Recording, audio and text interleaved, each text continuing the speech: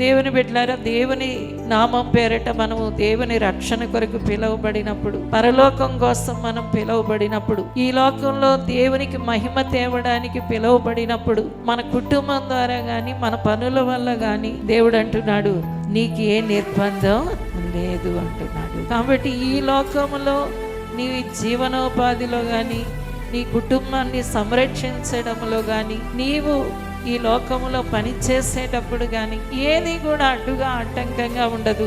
అవన్నీ కూడా ఒక కొలిక్కి వస్తాయినా అదంతా కూడా ఒక క్రమంగా జరుగుతుంది అని చెప్తున్నాడు. అంటే చాలామంది దేవుని నమ్మిన తరువాత, దేవుని దగ్గరికి వచ్చిన తరువాత దేవుని భక్తి చేయాలి అంటే, దేవునిలో జీవించాలి అంటే, దేవునిలో కట్టబడి ఉండాలి అంటే, ఇదేదైనా నాకు బరువుగా ఉంటుందేమో, ఇదేదైనా నాకు కష్టంగా ఉంటుందేమో అనుకోని అవసరం లేదు.